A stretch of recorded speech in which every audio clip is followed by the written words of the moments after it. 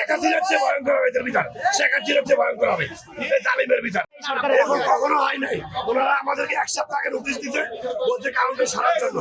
আমরা কই যাবো? আমাদের প্রতিষ্ঠান, আমরা এটা কর্ম করি খাই, এটা চলি। এখন আমরা কই যাবো? ভিতরে জায়গা নেই, আপনারা সবাই আসেন, ভিতরে কাউন্টার দেয়, আমরা বাড়ি যাবো। ভিতরে কোনো জায়গা নাই, প্লেস নাই, আমাদের কাউন্টার কোথায় যাবে?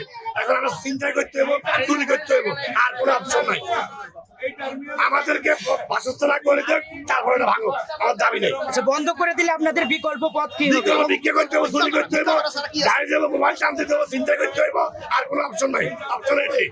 আমাদের প্রধানমন্ত্রীর কাছে নেই অনুরোধ, আগে আমাদের বাসস্থান দেখ, আমাদের কাউন্টার বুঝাই দেখ, তারপরে চালা পারেন। এর আগে আমরা চলে যাবো ভিতরে। আপনারা আসেন, ভিতরে কোনো জায়গা নেই, ভিতরে কোনো জায়গা নাই, ভিতরে কোনো জায়গা নাই। আচ্ছা, এই যে উচ্ছেদ অভিযানের কারণে কি মালিক পক্ষের সাথে কি আগে বসেছে? কোথাও বসে নাই, কোথাও বসে 4 দিন আগে একটা কাগজ দিয়েছে, 4 দিন আগে একটা কাগজ দিয়েছে, কোথাও বসে নাই। তাহলে কি আপনাদের পেটে লাথি মারছে? আমাদের 14 গোষ্ঠীর মার লাথি, 14 গোষ্ঠীর মার লাথি। আল্লাহ এদের বিচার আরো ভয়ঙ্কর হবে, শেখ হাসিনার চেয়ে ভয়ঙ্কর হবে এদের বিচার, শেখ হাসিনার চেয়ে ভয়ঙ্কর হবে এই জালিমের বিচার, আরো ভয়ঙ্কর হবে এই জালিমের বিচার। না না, আমাদের কথা, আমার পেট লাথি দিয়ে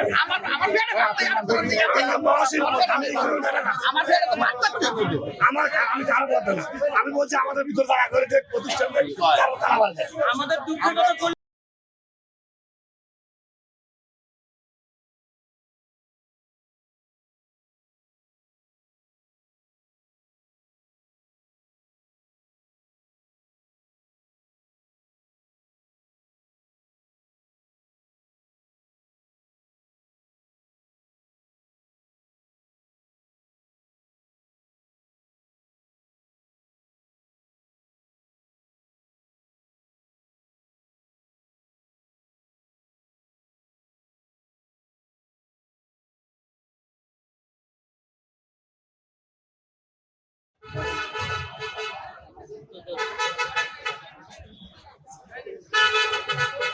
দর্শক, আপনাদের প্রতি জানিয়ে রাখি, এই অবৈধ যেসব কাউন্টার রয়েছে শুধু এখানে এই সাইদাবাদ আন্তর্জাতিক বাস টার্মিনালে কিন্তু শুরু হচ্ছে না, বড় টিটিপাড়া এলাকা থেকে শুরু করে, অর্থাৎ টিটিপাড়া বাস কাউন্টার থেকে শুরু করে ধোলাইপাড় পর্যন্ত এই এলাকা জুড়ে 240টির মতো সেসব বাস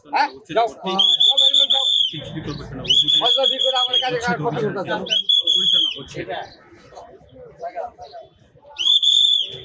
বন্ধ কেটে বলান, বন্ধ কেটে বলান। আরে কে কাটা গাড়ি মে তো কাটানোর সময় দ্রুত করেন, দ্রুত করেন। এই বাবু, এগুলো দিয়ে সামনে